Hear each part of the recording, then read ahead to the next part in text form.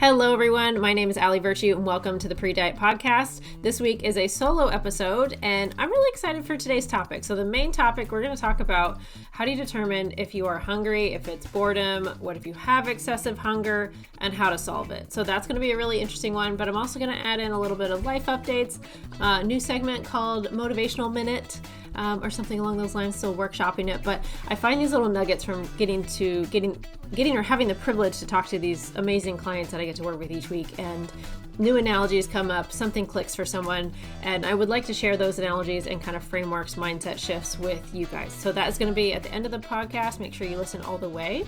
But let's dig into a little bit of life updates to get started with. So first one is a big thank you to you guys. Over 500 streams so far. Thank you so much. Looking at the data and learning what episode you liked most, I'm thrilled to announce you guys like to watch me cry. In episode 36, it was about nutrition through hard times and just talking about what's going on in life and some things there. But you guys really liked it, so really appreciate it. But I'm guessing that's really relatable because shit happens, right? And we still have to do these things, and that's when they feel especially hard and especially heavy. So thanks for watching me cry. Little update from that episode. If you haven't listened to that, go ahead and listen to it. Apparently it was a hit, but Jasper is doing okay. He has metastatic cancer. Jasper's my dog. He's about 11 years old. And so we tried chemo.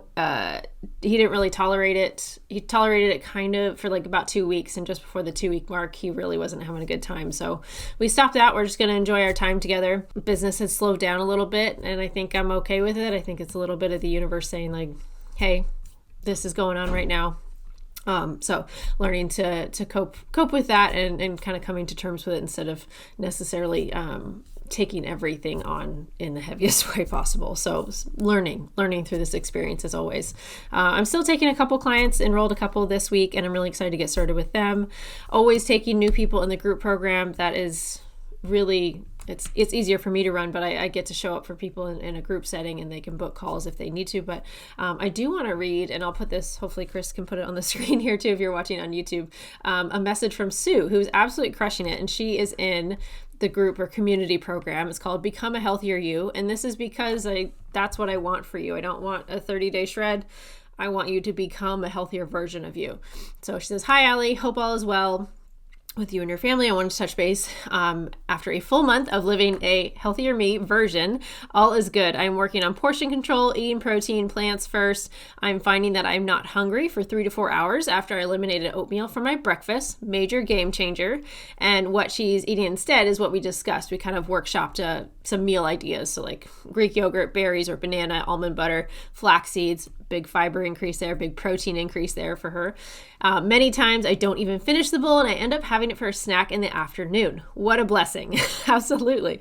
Oatmeal was not working for me at this time for sure. Adding a salad most days, sometimes for lunch, sometimes with protein, and for dinner. Bonus points, I ate my very own grown romaine lettuce this last week. Proud plant parent. Worked up to daily 30-minute intentional exercise again after being off for about 6 months. Awesome. Adding a walk in this June, 5 minutes added increments a week. I love that. Very slow and sustainable. No reason not to do it. Love it. She's down almost 5 pounds in the last 30 days. She's very happy with her results. I don't feel that I have starved or sacrificed. A couple times a week, I still have fantasies about eating chips and candy. These will always be in the corner lurking, I guess. Instead, I drank water, ate some protein, had some fiber, focused on other things, and it passed. And then she talks about, she tried to leave a Google review having some tech issues, but gave me permission to share this. Thank you, Sue. She is absolutely crushing it. She just took to this so well with the best possible attitude and wanting to make really permanent changes. So that was absolutely beautiful to hear that from her. Just a month in. So good. So good. And that program is $30 a month. I really want, the goal of that program for me personally was to eliminate the financial barrier. So $1 a day or less. And you also win prizes. So if you do the habits, you tell me that you did the habits, we have a little tracker for it. I'm going to help with your grocery bill that next month. So if you get the most habits, the most points, I'm going to give you a gift card towards your groceries from your grocery store of choice.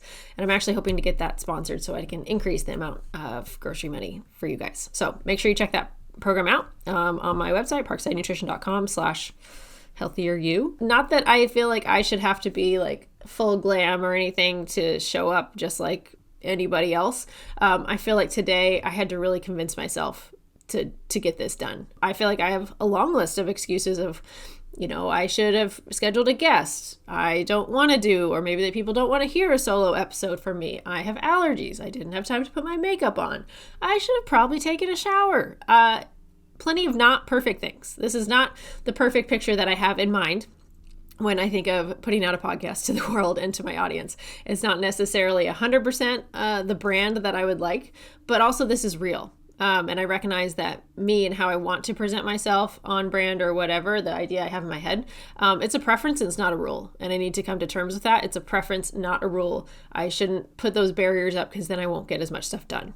And getting stuff done is better than not doing it at all because it has to be perfect. That's just not a good way to do life, I don't think. So here we are. We're showing up and we're going to dig into our topic. And that is how to know if you are hungry or bored. What's the difference? This one's really tough. I think it helps a little bit if we talk a little bit about how hunger is regulated, because I think nobody really talks about that. In the most basic terms, leptin is the hormone, satiety hormone, that is secreted by your fat cells.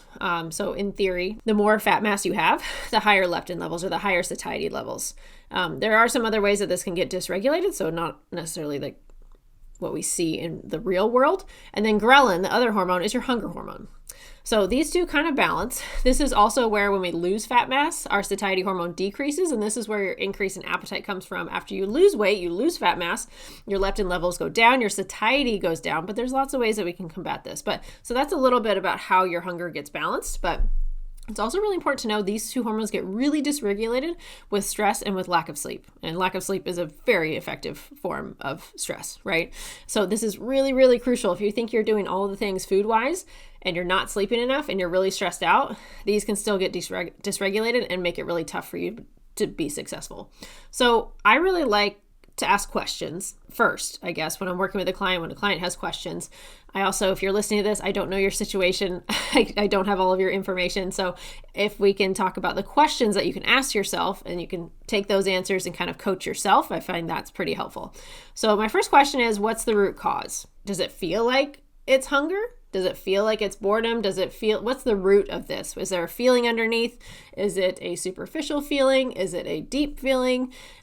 What do you think it is? And again, that can be tough. It can take a little bit of thinking. One of the questions I'll ask myself is, will a chicken breast solve this? It sounds really silly, but I think chicken breast is typically one of the most boring foods to eat. It's just pure protein, not a lot of fat, not always very delicious, depending on how you cook it. So will a chicken breast, or maybe say carrot sticks, something that I find fairly bland or boring, will that food solve this? If I'm really hungry, that will help. It might not be my favorite, but if my biggest need in that particular moment is hunger, I'm going to eat it. I'm going to eat it because that's going to solve my problem.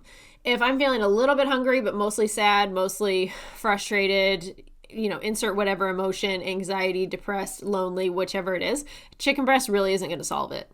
So if I can kind of think in the future, like, okay, if I eat this, like, how is that? What's the end result after that?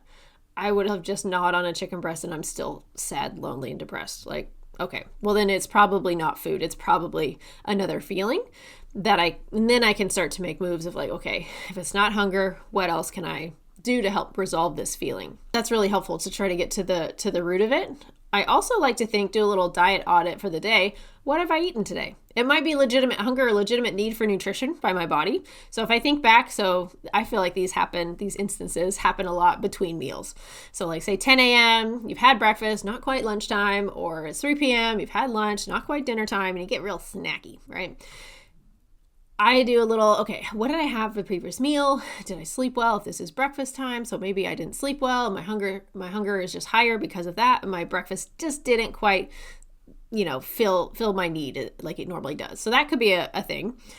Did I get enough protein? Did I get at least 30 grams of protein at my previous meal? If no, maybe I need to increase that. That's kind of my minimum too. And if you're finding this is happening a lot, maybe we need to increase our protein to 40 grams per meal, 50 grams per meal, 60 grams per meal if we're a guy.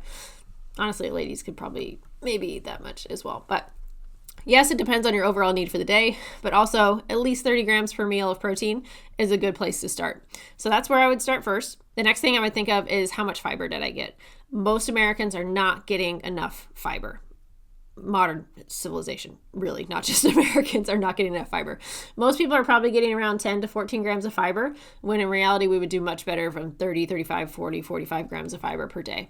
We don't want to increase this too fast. That can cause some gut upset, could cause some constipation, but think back to your last couple meals. Did I get a fiber source? And this isn't just vegetables, just fruits, just plants. Yes, all of those things can give us fiber, but you can eat a ton of veggies and it might not have as much fiber as you think. This is where tracking your food can be really helpful, because we want fiber-rich foods. That's actually going to help slow down our digestion in a good way. It's going to help us balance our blood sugar, which is a big thing for cravings as well. So the actual fiber content of the food is really going to help us out, and that's a number we really need to know. And you should probably be tracking your food to help figure that out. But we already talked about sleep a little bit. Sleep is just really hard on hormones in general, but especially on our appetite.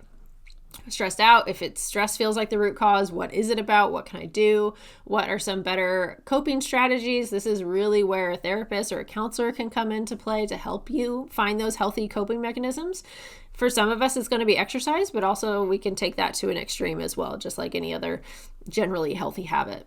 I also like to think, if I've identified stress as the biggest issue, I try to think about if I'm thinking about this next action. So quite often, honestly, the gym can stress me out.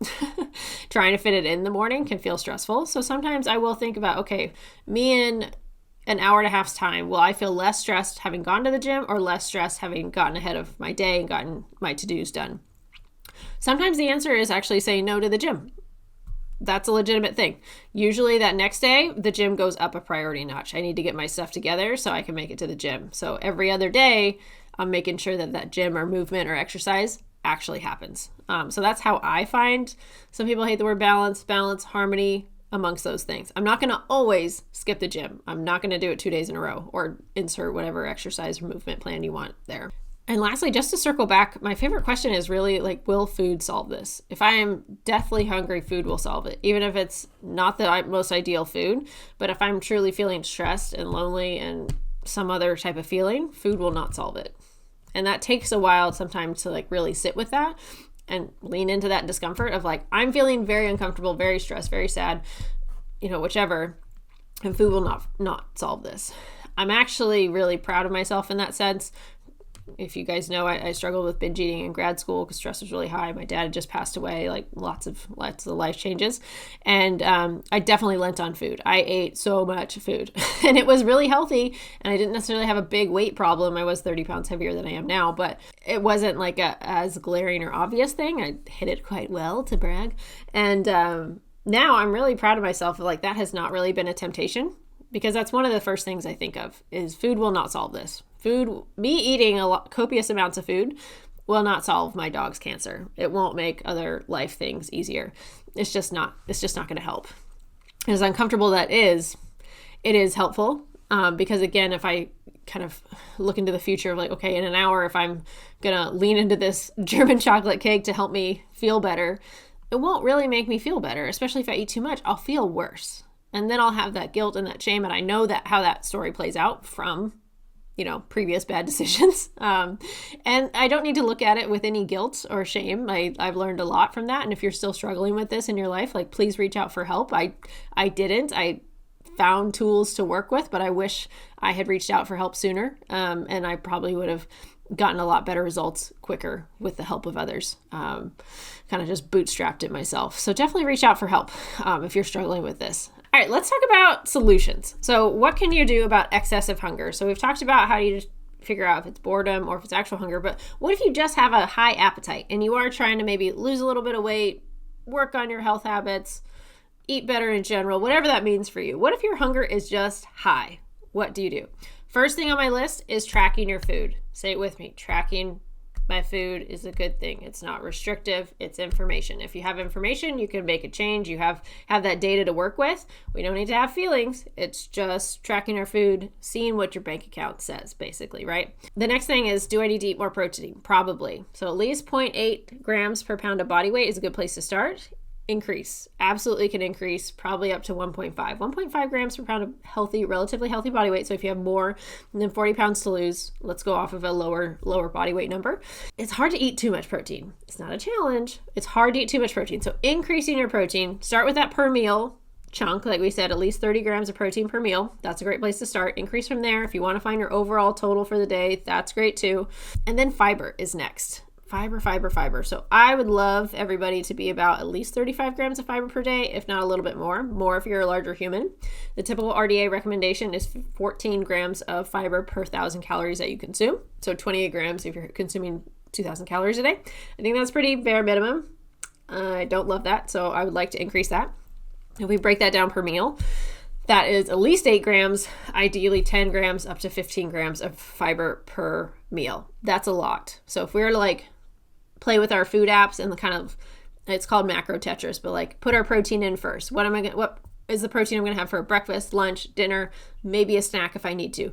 Punch all that into your food tracking app. I love the Cronometer app. Highly recommend. Cronometer.com if you want to look that up. Free version works great. So plug in your breakfast, lunch, dinner protein sources and the amounts you need to get at least 30 grams of protein per meal. Do that. Plug in some plants that have some fiber. Look up high fiber foods. Plug in the amount that you need to get to about what we just said, 10 to 15 grams of fiber per meal. Work up slowly if these are foods that you never consume, so your gut has time to adjust a little bit. Once we got our fiber sources in there, we can add some starchy carbohydrates if we would like to. You can also add in, whether you go carbs or fats next, that's the third thing you add in, up to you. But we want to add some starchy carbohydrates in, maybe some rice, beans. Beans have a lot of fiber too, so we love those. And then some fats, so to flavor our meals. That would be a really good move. And then see how it plays out for the overall day. But protein and fiber first. After that, eat those first too. So eat your fiber sources first, eat your protein sources first. And then if you still have food and you are still hungry, then we have the rice, then we have some of the other stuff, because that protein and fiber is going to fill us up for the least amount of calories compared to rice, compared to peanut butter or the big fat source on our plate for that meal. Another reason I want to mention fiber is because this plays a big role in our gut health and our long-term maintenance of our appetite, blood sugar regulation, other things. But I also want to talk about it that a lot of people don't know. Like, these GLP-1 medications are everywhere in the news, see the advertisements all the time, but it's a naturally produced hormone by your body. And we can do this through diet. Fiber is one of the best ways to increase your endogenous production of GLP-1. This is quite often for clients that's just not a tool they want to utilize. We can increase their fiber intake and they feel so much more full. And even if it's a supplemental fiber powder, I look for one that's just psyllium husk. Just psyllium husk fiber. It's ground up, add it to hot water in a cup, chug it down. It's not terribly tasty, but it does a really good job to modify your appetite and bring it down a little bit. So highly recommend that. The next on my list is high volume foods. So people can definitely take this to pretty crazy levels, but when we say high volume foods, it's foods that you can literally just take up a lot of volume on your plate. A big ass salad is one of my favorite ways to do this. Yogurt bowls, yogurts, berries, some nuts and seeds, but half a banana, something like that. Like the volume of that, like 300 grams of yogurt is kind of a lot, plus a cup or two of berries, kind of a lot. So this is really good if you have a high appetite. It also takes you longer to eat. You have to chew it. All of those things help you feel more full. So highly recommend those. Roasted veggies, cottage cheese bowls, savory cottage cheese bowls. I'm loving that lately. So if you're following on Instagram, you'll see a lot of those, but that's a favorite. But these high volume things, another one I talked to a client about today was watermelon. I think to get 40 grams of carbs, which for perspective is about a banana and a half. It's not a lot. Maybe a banana and an apple. It's not a lot, but to get that same amount of carbs from watermelon, you'd have to eat like 6 cups. So that would be a pretty high volume snack. You'd have to eat a lot of it. It's going to hydrate you. Some people will call it just sugar water, but you got to eat a lot of sugar water. So I think that is a really good high volume snack. Now, a little caveat with high volume meals, I used to rely on them a lot because I was struggling with binge eating. I think it's a marker that I'm doing better with my relationship with food, that I don't necessarily always need the biggest bang for my buck, or I don't always need to choose meals that are the biggest. Now I can value food for what it's giving me, the nutrition it's giving me. Even if it's a small piece of chocolate, I feel like I can get the same amount of enjoyment of that small piece of chocolate as I can from maybe like a healthier healthier air quotes, like brownie recipe from the internet. That was a super healthy take on this, brownie recipe, but I would want to eat as much as possible. Now I can find enjoyment in smaller amounts of food. So just keep that in mind if we're always leaning on these high volume meals forever. Maybe also want to keep in mind of like, are there other ways that I can improve my relationship with food? So I don't always need the biggest meals possible. Next on my list, probably not a surprise, more sleep. Change your sleep quality. Really try hard to get more sleep, and that's going to really help your appetite.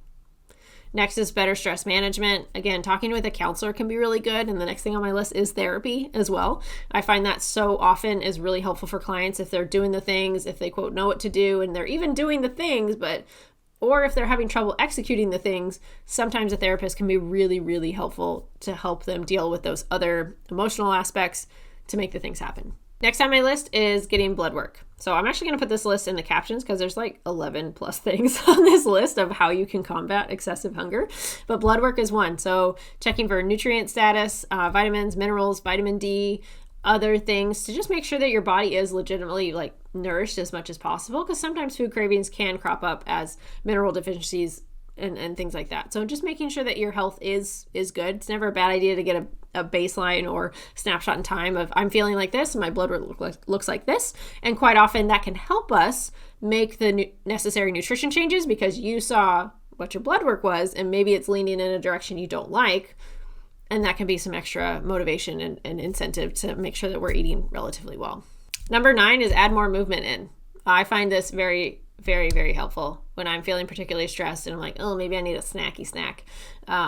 When in reality, I'm feeling stressed, and quite often just literally a 5-minute walk outside really helps me kind of like literally take a deep breath, reset. And I'm amazed how much more effective that is than even like the best possible snack, the healthiest snack, the most indulgent snack, whatever. That actually helps me reset and feel better. And now that I've done this enough times, it's hard to get myself out for a walk sometimes because I'm like, oh, I'll tell myself I don't have time, or, it's raining outside, or it's too hot outside, or whatever. But I have enough evidence now that I know that actually really, really helps. Even if it's just literally for a couple minutes, it does help me feel better and move on and decrease my hunger, decrease my stress, cravings, all of that. Lastly, number 10, this is kind of a two-in-one one. This is kind of a 2-in-1 tip. Change your routine. This is huge. Read the book Atomic Habits. That's super helpful, but remove the triggers that cause you to do that bad behavior. So if you find yourself snacking at a certain time, let's try to change it up. So if at 3 o'clock you're always reaching for a snack, maybe at 2:30 we go for a walk. That really might help lower our stress, and so we're not as snacky afterwards. This is what I would do and what helped me a lot with binge eating and that kind of nighttime eating, because I knew once I watched TV and I started to eat my dinner or eat a snack, like I had to keep eating as I was watching TV. Those things were very paired together. Versus if I went for a walk in the evening and I never turned on the TV, I didn't nearly have as much trouble with binge eating or excessive eating or anything like that. So take a little audit. Sometimes this is really helpful to talk about, if you can, with your spouse, your partner, roommate, or a therapist, or just a really good friend of like, okay, I'm having this trouble with this habit. Not necessarily a lack of discipline, but how can we change our routine, give you something positive to focus on of like, hey, I'm going to do this at this time, versus like just sitting there thinking like, don't do that bad habit. Don't do that bad habit. That is a really tough strategy, and I would not recommend it. Let's try to change your routine. Maybe you call a friend, maybe you walk your dog at that time, wherever that tough moment is. Let's try to change the scenery, change the triggers, the inputs, so you can get a different result. All right, to close out, I want to talk about my motivational minute segment. I think I'm really going to like this. If anything, it's going to be hard to limit it. I'm going to try. I'm going to watch the clock and I'm going to keep it to a minute. So here we go. All right, motivation, I have found over and over again, it does not come from a stationary place. I feel more motivated once I am doing something, once I have done something that is powerful. Even this last weekend, this comes to mind. So we've been talking about forever organizing our barn on our property. We kind of moved in a rush and we just like dumped stuff and left. And didn't look at it again. And it's been the bane of our existence because we can't find any tools. We don't know where anything is. We were buying stuff that we know we have, but we can't find it, etc. So clearing out the barn, organizing it. I was so tired like halfway through doing this. And I think we did it a couple days in a row. But it felt so good when we were starting to make progress that I didn't want to stop. I got like 17,000 steps, I think, on the Saturday and Sunday. And I was just motivated. I was way more motivated even being so tired those days than I ever felt when I was sitting on the couch thinking about that annoying thing that I had to go do. So just remember that, like, motivation requires movement. If you are moving towards it, it's easier to see more motivation and use that. So if you're stuck in a stationary place, remember that, keep that in mind. Another analogy I like to use with this kind of concept is that, think about, because it's easy. I know the first thing that people are going to say is like, yeah, it's easy to have motivation when you are seeing progress. But Allie, what if I'm not seeing progress and I still need to be motivated and I'm not feeling motivated to go to the gym, to eat well, to meal prep my food, etc.? Like, it's not working. There's no point. Well, I would also say if you have a giant hole in your roof, your house is not working. Do you call the bank and tell them about the giant hole in your roof and that you're not going to pay the mortgage or you're not going to pay rent that month? Probably not. Your house is broken. It's not working the way that you like, but guess what? You still have to pay the rent. You still have to pay the mortgage. Like, that's just how it goes. You still have to eat well. You still have to give your body nutrition. Even if you don't think it's working, like, that stuff is still required. Kind of a Debbie Downer, but hopefully this is good in the sense of, like, it gives you less options. And the less options you can present yourself with, the easier this is going to be. I kind of think of these things as just chores. They're chores for my body, just like I have chores for my house. I have chores to take care of my animals, those types of things. Like, it's the same. And those chores are pretty much required. I might not do them to the 100%, 10 out of 10, best of my ability every single time, but most of the time they get done. And that's the most important thing. Sure, my house gets really messy sometimes, but there's a level, especially if I have people coming over. Like, I don't identify as a hoarder. I identify as a generally hygienic person. So it's only going to get so bad, and then I'm going to do something about it. And again, it might not be perfect, scrub everything, but it's going to get cleaned to some degree, and then I'm going to move on. Same thing with my horses. My husband asked me, like, what would happen if you didn't muck out the stalls today? Because I got it done really late one day this week. And I was like, I'm not going to do that. I'm going to take care of them, like, every day. If we limit our options, keep our eyes focused on what we absolutely need to do, I think that makes it easier to stay motivated and get the things done. That was over a minute. I'm going to try harder next time. 3 minutes. All right, guys, thank you so much for listening to this episode. I had a blast talking with you. Hopefully you found this episode helpful. Make sure before you go, a couple free asks, totally free. If you can like and subscribe on YouTube, please do. It takes no time at all. Also, while you're on YouTube, if you are listening there, make sure you check out the How to Order Like a Pro series. This is where me and sometimes a friend, Devin Grogan, he's a professional bodybuilder, we will go to healthier fast food options and teach you how to order like a pro in a better way based on gut health goals or if you have fat loss goals. It's been a really fun series and we're really looking forward to growing that. So make sure you check that out. Also, follow the podcast on whatever platform you prefer. Please leave a 5-star review or rating if you can. Follow on Instagram. Make sure you share this episode with your fitness buddy so you can both be motivated and stay on track and just support each other. And lastly, make sure you subscribe to the Free Shit Friday email list at parksidenutrition.com/subscribe. That way you won't miss a thing. You'll get all the free downloads, the free resources I send out every single week. But that's all I got for you today. Thank you so much for listening, and I'll see you in the next one.